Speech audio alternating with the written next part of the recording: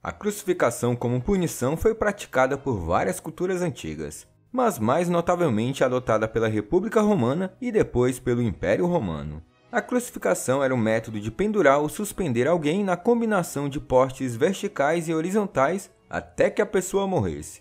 Na teologia ou no ritual cristão, o julgamento e a crucificação de Jesus de Nazaré são icônicos tanto por seu sofrimento físico, quanto pela maneira como sua crucificação e subsequente ressurreição dos mortos transformaram a vida dos crentes. Mas afinal, como surgiu esse método de tortura? E como ele terminou é o que eu te conto no vídeo de hoje.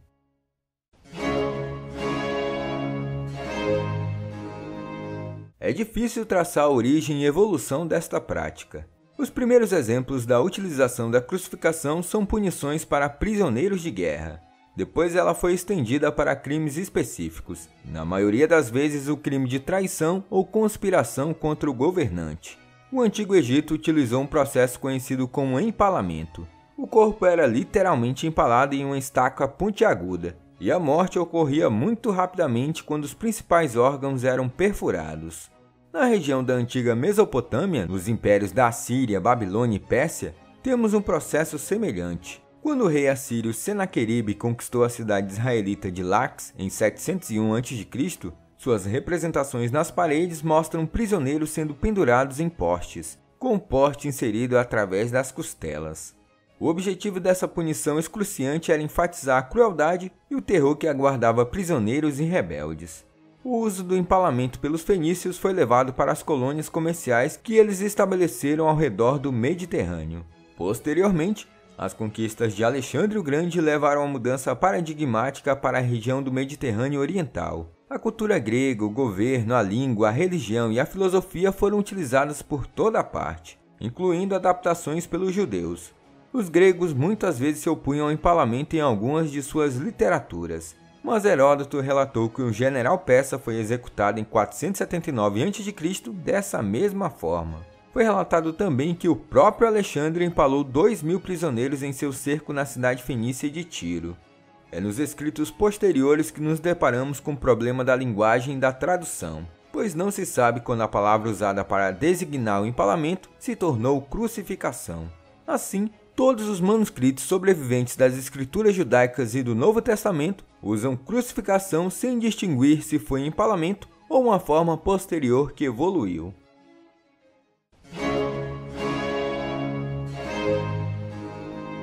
Roma observou e adotou muitos conceitos e práticas das províncias. Conhecemos as crucificações romanas através dos escritos de Cícero, Sêneca, Tácito e Plutarco. Uma das ocasiões mais infames foi quando Marcus Crassus puniu os sobreviventes da rebelião de escravos comandada por Espartacus. Crasso ordenou que aproximadamente 6.000 escravos fossem crucificados em ambos os lados da Via Ápia. Essa via ia de Nápoles até Roma. Os corpos foram deixados lá em estado de decomposição, para enfatizar o que aconteceria com os revoltosos. O sistema penal romano reconhecia diferentes classes e o status de cada pessoa. Cidadãos e as classes altas eram executados por decapitação por crimes graves, o que incluíam a traição. As classes mais baixas, dependendo do crime, eram multadas, mas se condenadas por assassinato ou traição, o governo romano as executava nas arenas, como parte dos Jogos de Venátio. As pessoas tinham que lutar contra animais selvagens como leões, panteras e ursos. Esses bichos eram os carrascos. E os crimes cometidos por escravos eram punidos com a crucificação.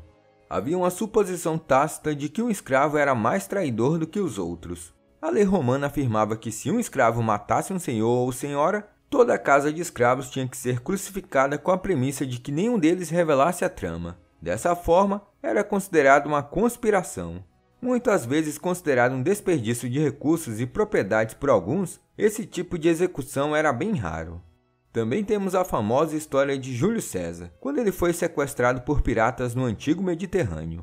Enquanto aguardava o pagamento do resgate, ele lhes disse que voltaria e crucificaria todos eles. E foi o que ele fez.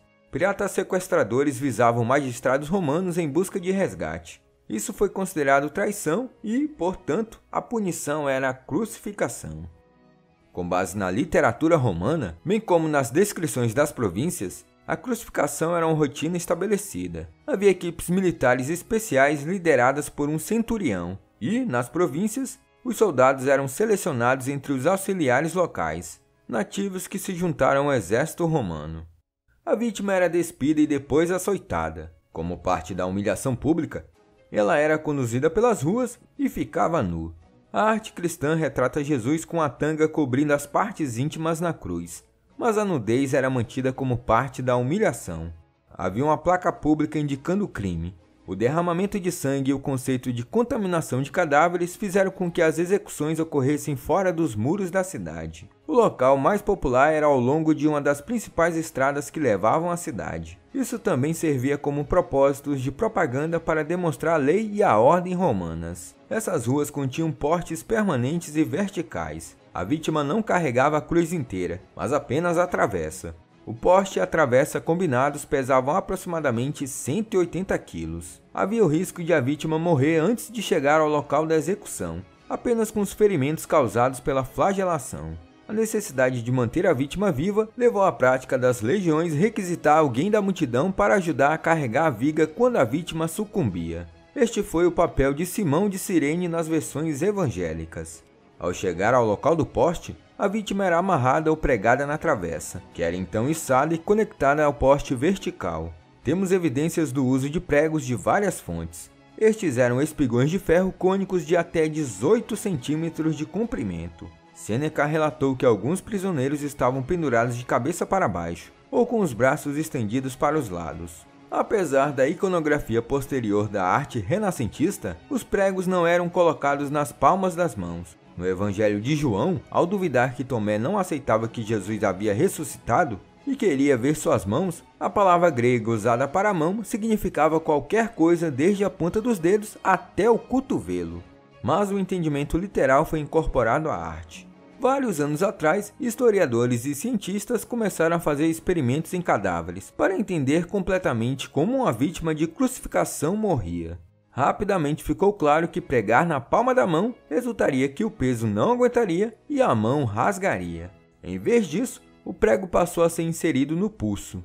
Esses experimentos em cadáveres resultaram no entendimento de que a causa da morte de uma vítima era uma combinação de trauma corporal, perda de sangue e, finalmente, asfixia, à medida que se tornava cada vez mais difícil levantar o peso do corpo para respirar.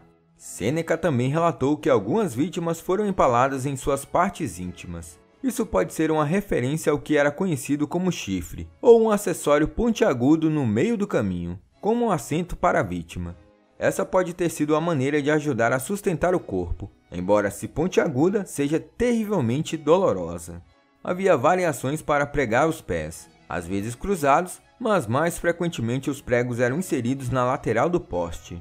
As versões evangélicas da crucificação de Jesus incluem muitos elementos padrão. Demonstra que os escritores estavam familiarizados com o processo, embora não possamos verificar se eles testemunharam essa crucificação. Marcos, o primeiro evangelho, foi escrito 40 anos após a morte de Jesus. Um dos propósitos da crucificação era manter a vítima viva o maior tempo possível para que todos pudessem apreciar o resultado da rebelião contra Roma.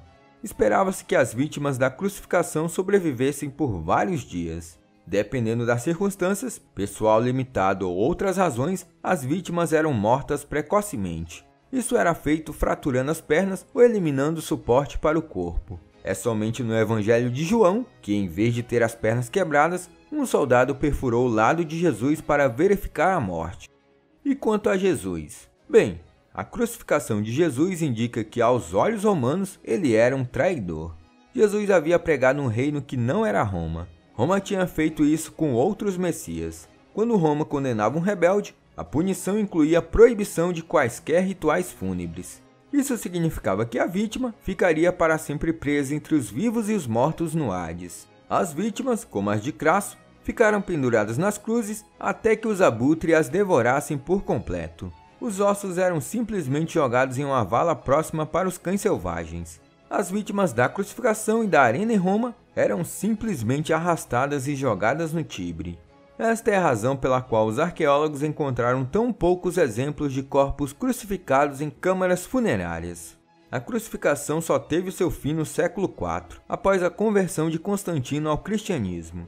O imperador romano assinou o Edito de Milão, em 313. Essa lei proibia a partir de então a utilização da crucificação.